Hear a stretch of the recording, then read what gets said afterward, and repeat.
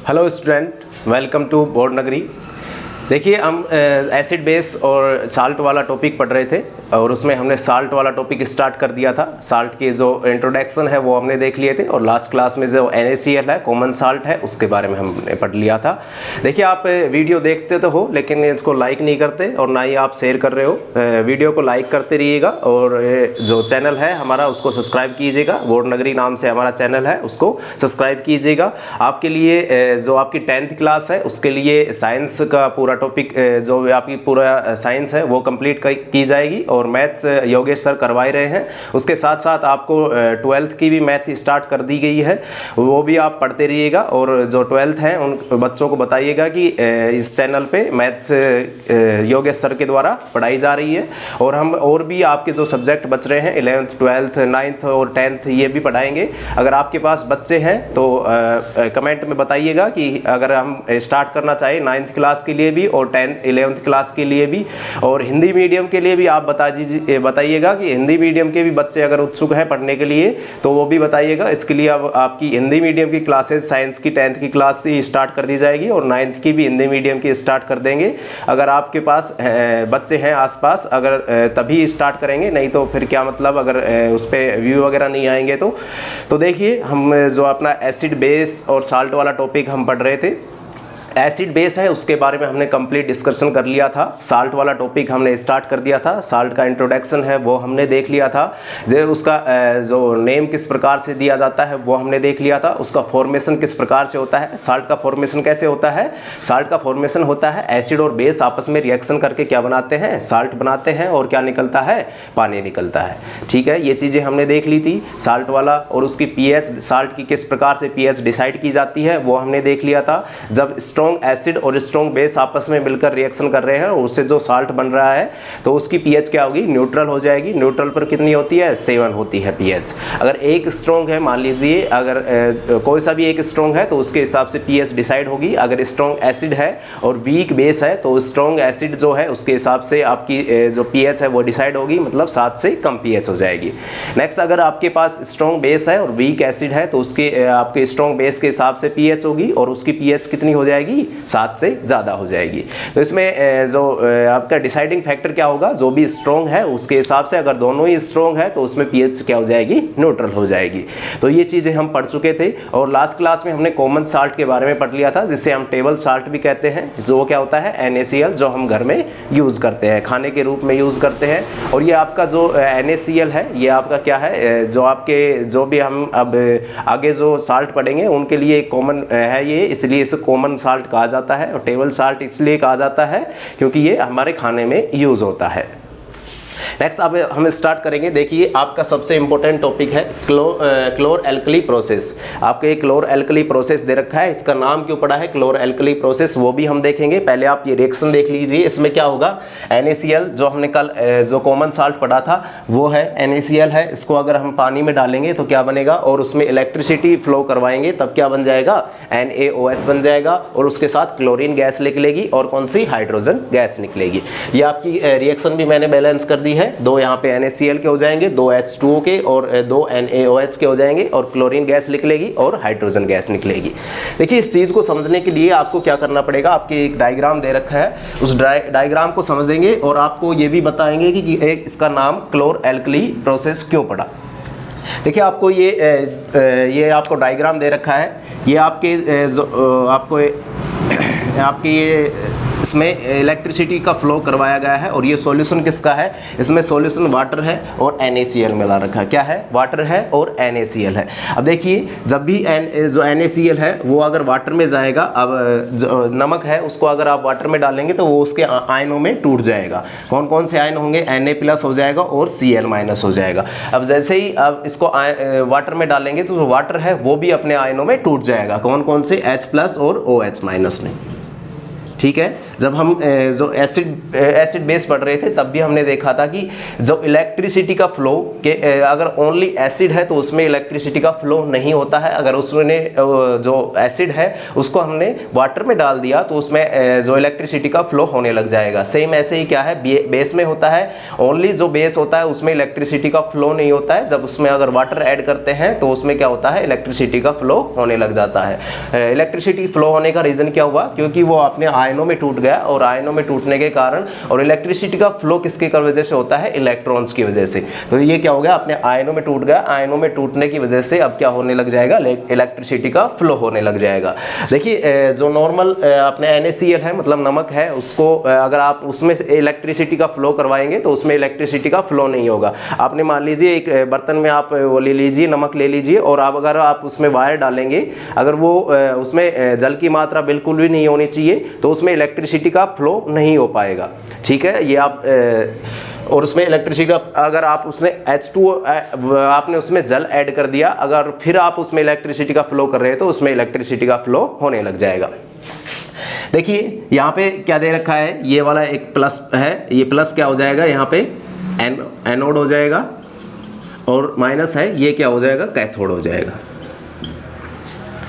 Plus क्या होता है, एनोड होता है, और माइनस क्या होता है, कैथोड होता है। तो यहाँ पे देखिए क्या करना है, ये इसमें इलेक्ट्रिसिटी का फ्लो करना है। ये सॉल्यूशन दे रखा है, आपको सॉल्यूशन दे रखा है, इसमें से आपको क्या करना है, अब इलेक्ट्रिसिटी का फ्लो करवाना है। देखिए जो प्लस है वो किसको अट्रैक्ट करेगा, माइनस को अट्रैक्ट करेगा, और जो माइनस है वो किसको करेगा, प्लस को अट्रैक्ट करेगा। आपको पता है ऑपोजिट जो ये अपने इंसानों में होता है, ऑपोजिट जेंडर आपस में अट्रैक्ट होते हैं। तो इसी प्रकार से यहाँ पे भी अगर प्लस है तो वो माइनस को अट्रैक्ट करेगा, और माइनस है वो प्लस को अट्रैक्ट करेगा। तो इसमें क्या होगा, जैसे ही आपने इसमें आयन वो डाले, NaCl डाल दिया, और क्या डाल दिया, H2O में जल में आपने NaCl डाल दिया, अब क्या होगा, वो अपने आयनों में टूट जाएगा। जहाँ पे यहाँ पे हमें Na+ है, ये किसकी तरफ जाएगा, जो माइनस है उसकी तरफ जाएगा, कैथोड की तरफ जाएगा। H+ है, ये किसकी तरफ जाएगा, जो कैथोड है उसकी तरफ जाएगा। लेकिन यहाँ पे जो माइनस है वो किसकी तरफ जाएगा, प्लस की तरफ जाएगा, मतलब एनोड की तरफ जाएगा। ठीक है, अपोजिट का इंटरेक्शन होगा आपस में, अगर माइनस है तो प्लस की तरफ, और प्लस है तो माइनस की तरफ। देखिए मैं यहाँ पे आपको ये दिखा भी रखा है, यहाँ पे देखिएगा, यहाँ पे ये आपकी एक मेम्ब्रेन दे रखी है, बीच में मेम्ब्रेन लगा रखी है। मेम्ब्रेन के इस साइड में अगर ये देखिए एनोड है, इस साइड में एनोड है, तो यहाँ पे कौन कौन से आयन जाएंगे, एनोड के साइड में कौन से आयन जाएंगे, जो माइनस में होंगे। यहाँ पे माइनस कौन सा है, क्लोरीन है और OH- है। नेक्स्ट यहाँ पे देखिए, यहाँ पे अगर कैथोड है, माइनस है, तो इसकी तरफ कौन कौन से अट्रैक्ट होंगे, H+ अट्रैक्ट होगा और Na+ अट्रैक्ट होगा। ठीक है, ये क्यों, क्योंकि अपोजिट का इंटरेक्शन होता है, आपस में एक दूसरे को अट्रैक्ट करते हैं अगर अपोजिट होंगे। अब देखिए इसमें क्या क्या मिलेगा हमें। अब ये देखिए जो ये Na है और ये OH है, ये आपस में रिएक्शन कर लेंगे। इसमें आपने इलेक्ट्रिसिटी का फ्लो करवाया है, तो ये क्या होगा, इलेक्ट्रिसिटी का फ्लो करवाने के कारण ये आपस में रिएक्शन नहीं कर पाएंगे और इनकी अलग से गैस बन जाएगी। एक क्लोरीन गैस बनेगी और क्या होगा, H2 गैस बनेगी इसमें, और NaOH बनेगा। NaOH को आप क्या कहते हैं, बेरीन कहते हैं। इसका दूसरा नाम क्या है, NaOH का आपको सोडियम हाइड्रोक्साइड कहते हैं हम इनको नॉर्मल तो, लेकिन इसका क्या नाम है, बेरीन भी इसको कहा जाता है। ठीक है, बेरीन नाम से भी आपको इसको NaOH को जाना जाता है। तो ये क्या है, बेरीन बन जाएगा, बेरीन बनेगा, NaOH है। ठीक है, इसके साथ क्लोरीन गैस लिख लेगी, और कौन सी गैस लिख लेगी, H2 गैस लिख लेगी, जो हाइड्रोजन गैस होती है। देखिए हमें ये जो प्रोडक्ट प्राप्त हुए हैं ये तीनों ही इंपॉर्टेंट है। ये हमें ये NaOH के बारे में पढ़ना है, और क्लोरीन जो गैस निकली है वो आपके लिए यहाँ पे वेस्टेज नहीं है, आप क्लोरीन गैस का भी यूज कर सकते हैं। हम क्लोरीन गैस के जो यूजेज है वो भी हम पढ़ेंगे, और आपके जो H2 है, हाइड्रोजन गैस है, उसके यूजेज है वो भी हम पढ़ेंगे। ये भी अलग अलग कई तरीके से काम आते हैं। क्लोरीन गैस जैसे आपको अगर आपका जो वाटर है उसको शुद्ध करना है, आपकी CFC गैसेज होती हैं, आपको PVC जो पॉलीविनाइल क्लोराइड जो होता है, पॉलीमर जो होता है, उसको बनाने में क्लोरीन का गैस होता है। ये जो फ्यूल वगैरह में भी H2 का यूज होने लग गया, अब आगे और ज़्यादा होगा H2 का। हाइड्रोजन के इंजन अब कार में भी धीरे धीरे आने लग जाएंगे, और इसका फ्यूल के रूप में भी H2 का यूज किया जाता है। वो यूजेस हम लास्ट में एक साथ मैं आपको लिखवा दूंगा, दोनों के Cl2 के और H2 के। और NaOH के बारे में तो हमें डिटेल से अभी थोड़ी देर बाद पढ़ना ही है। तो यहाँ पे हमने क्या क्या देख लिया है कि यहाँ पे कौन कौन सी गैस मिलेगी। और अब ये देखिए यहाँ पे जो गैस मिल रही है, एक कौन सी मिल रही है, क्लोरीन मिल रही है, और एक कौन सी मिल रही है, H2 मिल रही है। तो यहाँ पे क्लोरीन गैस, और आपको सीधा सीधा एक क्वेश्चन पूछ लिया जाएगा कि यहाँ पे क्लोरीन गैस कौन से आयन पे मिलती है, एनोड पे मिलती है या कैथोड पे मिलती है। ठीक है, आपको सीधा सीधा पूछ लिया जाएगा। तो यहाँ पे आपको कहाँ पे दिख रही है क्लोरीन गैस, क्लोरीन गैस कहाँ पे बन रही है, एनोड पे। कहाँ पे बन रही है, एनोड पे। और H2 गैस है वो कहाँ पे बन रही है, कैथोड पे। इसका आप रट्टा मार लीजिएगा, दोनों का एनोड है वो कहाँ पे मिलेगी, सॉरी जो क्लोरीन है वो कहाँ पे मिलेगी, एनोड पर, और आपको जो हाइड्रोजन गैस है वो कहाँ पे मिलेगी, कैथोड पर। ये चीज़ें आपको याद करनी है, इसका आप अच्छे से रट्टा मार लीजिएगा कहाँ कहाँ मिलेंगी। एक बार और रिपीट कीजिएगा, मेरे साथ रिपीट कीजिएगा ताकि आपको अच्छे से याद हो जाए। क्लोरीन गैस है वो कहाँ पर मिलेगी, एनोड पर मिलेगी, और आपकी जो हाइड्रोजन गैस है वो कहाँ पर मिलेगी, कैथोड पर मिलेगी। ठीक है, यहाँ तक आपको समझ में आ गया होगा। अब देखिए इसका क्लोर एल्कली प्रोसेस, इसका नाम क्यों पड़ा, इस क्लोर एल्कली प्रोसेस, इसका क्लोर का मतलब होता है, मतलब क्लोर नाम कहाँ से आया, क्लोरीन से आया है, और यहाँ पे एल्कली नाम कहाँ से आया है, NaOH से आया है। जो NaOH बन रहा है उसके कारण इसका नाम एल्कली है, और क्लोरीन गैस यहाँ पे निकल रही है इसे, और क्लोरीन गैस निकल रही है इसीलिए इसे क्लोर कहा जाता है। तो आपको नाम भी पता चल गया होगा क्यों इसका नाम क्लोर एल्कली प्रोसेस पड़ा, क्योंकि यहाँ पे क्लोरीन गैस बन रही है और साथ में NaOH बन रहा है। NaOH मतलब यहाँ पे इस NaOH एल्कली के लिए यूज किया गया है, और यहाँ पे क्लोरीन, क्लोर किसके लिए, क्लोरीन गैस के लिए यूज किया गया है। आपको नाम भी पता चल गया, ये रिएक्शन भी आपको याद करनी है। और मैं अभी आपको नेक्स्ट आप ये इसको डायग्राम बना लीजिएगा, ये रिएक्शन लिख लीजिएगा, और आपको मैं एक थ्योरी भी लिखवा दूंगा कि कौन सी गैस कहाँ पे बन रही है। इसको नोट डाउन कीजिएगा पहले।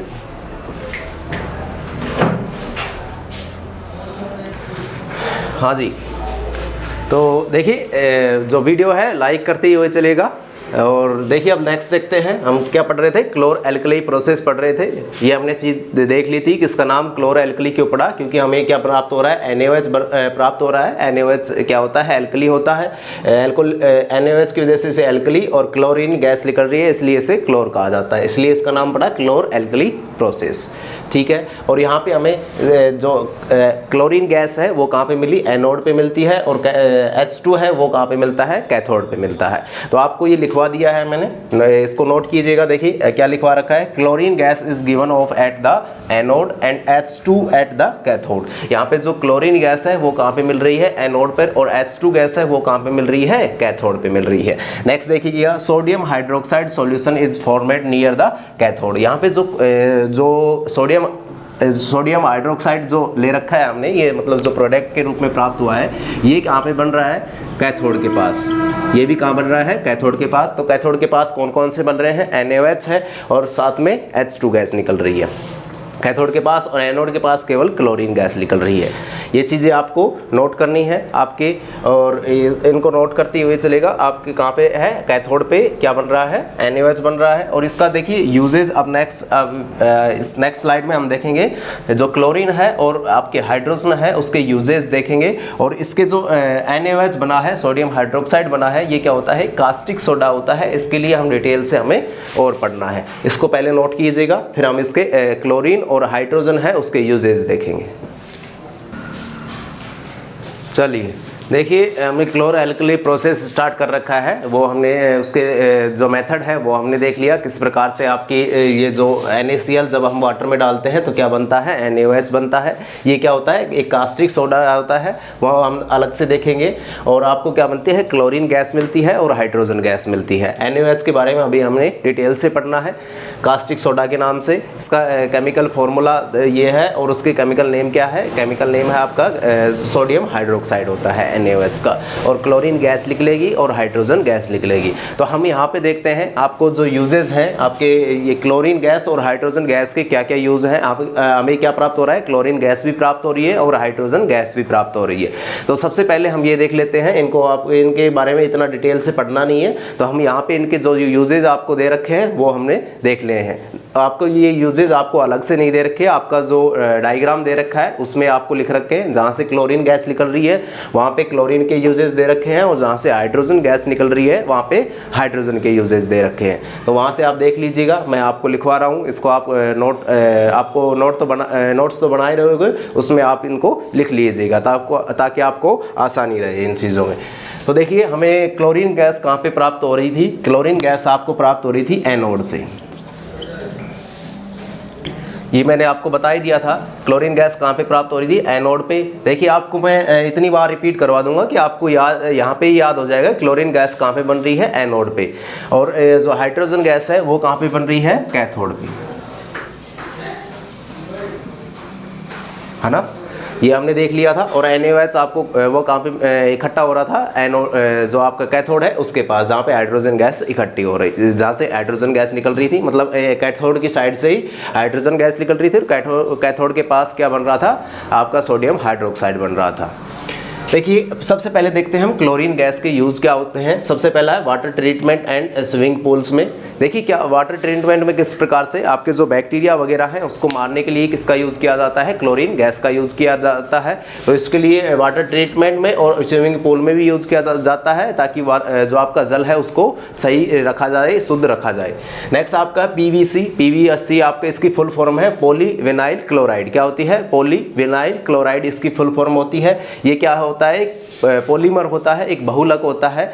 ये एक जो आर्टिफिशियल बहुलक है, मतलब आर्टिफिशियल पॉलीमर है ये PVC। इसका फुल फॉर्म क्या है, पॉलीविनाइल क्लोराइड। ये आप जो आपकी 11th 12th है उसमें आपकी केमिस्ट्री में आपको इसके बारे में दे रखा है। जब आप पॉलीमर्स का टॉपिक पढ़ेंगे तब आपको इसके बारे में और अधिक जानकारी मिलेगी। आप इतना यहाँ पे इतना देख लीजिए कि यहाँ पे जो क्लोरीन है उसका यूज़ कहाँ पे किया जाता है, PVC में भी आपको यूज़ किया जाता है। नेक्स्ट है डिसइंफेक्टेंट्स, मतलब आपको जो आपकी कोई भी सामग्री है अगर उसको संक्रमण रहित रखना है, मतलब उसमें जो आपके बैक्टीरिया वगैरह जमा हो रहे हैं तो उसको साफ करने के लिए किसका यूज़ करते हैं, हम क्लोरीन गैस का यूज़ करते हैं। नेक्स्ट है CFC। देखिए CFC का यूज़ आप इसका अब तो यूज़ कम कर दिया गया है, क्योंकि ये आपकी जो ओजोन लेयर है उसको बहुत ज़्यादा हानि पहुंचाता है, इसलिए इसका यूज़ अब कम कर दिया गया है। या आपकी रेफ्रिजरेटर है उसमें यूज़ होता है, आपकी AC है उसके जो आपका कंप्रेसर है उसमें यूज़ किया जाता है CFC, ठीक है। नेक्स्ट है आपका पेस्टिसाइड तो आप जानते होंगे, मतलब कीटनाशक आप जो घरों में यूज़ करते हैं, मतलब आप खेती में यूज़ करते हैं, कीटनाशक डालते हैं ताकि उनमें कीड़ा मकोड़े ना लगें और आपका जो फसल है वो सुरक्षित रहे। तो वो क्या है, पेस्टिसाइड के रूप में इसका यूज़ किया जाता है। नेक्स्ट है हाइड्रोजन गैस के बारे में। हाइड्रोजन गैस क्या होता है, एक फ्यूल के रूप में यूज़ किया जाता है। एक होता है नेक्स्ट है मार्गेराइन होता है, मतलब ये एक आप कह सकते हैं आर्टिफिशियल आपका जो मक्खन है वो इसी प्रकार हाइड्रोजन गैस के द्वारा बनाया जाता है। नेक्स्ट है अमोनियम फॉर फर्टिलाइजेशन। आपका अमोनिया बनाते हैं तो उसमें भी हाइड्रोजन गैस की यूज़ होता है। तो ये चीज़ें आप याद कर लीजिएगा, हाइड्रोजन गैस के क्या क्या यूजेज हैं फ्यूल बनाने में, मार्गेराइन और अमोनियम फॉर फर्टिलाइजेशन, मतलब जब आप अमोनिया का निर्माण कर रहे हैं तो उसमें आपको हाइड्रोजन गैस यूज़ करनी ही पड़ती है। कैसे, देखिए आपने नाइट्रोजन लिया और हाइड्रोजन लिया, इसमें आपको क्या बनाना पड़ता है, NH3। इस प्रकार से NH3 बनता है, क्यों यहाँ पे हाइड्रोजन गैस का इस्तेमाल किया जा रहा है, हाइड्रोजन गैस इस्तेमाल हो रही है, तो इसलिए इसको क्या इसका यूज़ यहाँ पे हो गया अमोनियम फॉर फर्टिलाइजर के रूप में। जब हम अमोनिया बनाते हैं तो उसमें हाइड्रोजन गैस पास की जाती है, जो नाइट्रोजन होती है उसमें हाइड्रोजन गैस पास की जाती है, तब जाके अमोनिया का निर्माण होता है। तो देख लीजिए इनके यूजेज एक बार दोबारा बता रहा हूँ मैं। वाटर ट्रीटमेंट में और स्विमिंग पूल में PVC होता है उसमें, और डिसइंफेक्टेंट्स के रूप में CFC होता है उसके रूप में। आपके जो पेस्टिसाइड्स होते हैं, कीटनाशक जो होते हैं, आपको लिखवा देता हूँ मैं हिंदी में, कीटनाशक। नेक्स्ट है फ्यूल के रूप में, आपको ये यहाँ पे भी लिख लीजिएगा, कृत्रिम मक्खन।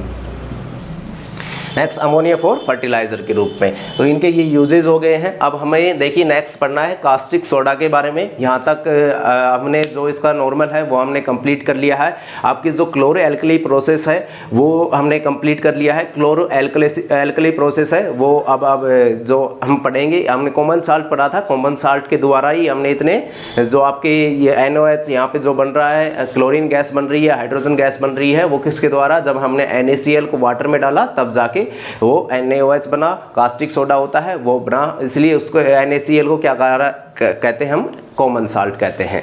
तो वो हमने पढ़ लिया है। नेक्स्ट क्लास में हम जो आपके जो साल्ट दे रखे हैं वो हम पढ़ेंगे। यहाँ तक आप अगर आए हैं तो इस वीडियो को लाइक कीजिएगा और देखिए चैनल को सब्सक्राइब कीजिएगा और ज़्यादा से ज़्यादा बच्चों के पास शेयर कीजिएगा। मैंने बताया है कि आपका अगर हिंदी मीडियम में अगर क्लासेस लेना चाहते हैं, अगर कोई बच्चे हैं तो हिंदी मीडियम की क्लासेस भी आप जल्दी से जल्दी स्टार्ट कर देंगे। अगर आपका जो रेस्पॉन्स अच्छा आता है तो उसके लिए हम जल्दी से जल्दी हिंदी मीडियम की क्लासेस भी स्टार्ट कर रहे हैं। तो आप बच्चों को जोड़िए ज़्यादा से ज़्यादा। और 9th क्लास के अगर बच्चे हैं तो 9th क्लास वाले बच्चों को भी बोल दीजिएगा, अगर साइंस अगर वो पढ़ना चाह रहे हैं तो आप साइंस अगर 9th क्लास की अगर आप पढ़ना चाहते हैं तो वो अभी आपको पढ़ा दी जाएगी। लेकिन अगर बच्चे अगर कम होंगे तो हम उसको डिसकंटिन्यू कर देंगे। पहले एक बार कोशिश करेंगे, वीडियो डालेंगे, अगर उस पर रेस्पॉन्स आता है तो ही हम आगे आपकी जो 9th क्लास का है वो पूरा टॉपिक करवाएंगे। ठीक है, तो वीडियो को लाइक करते हुए जाएगा और सब्सक्राइब कीजिएगा। Thank you guys.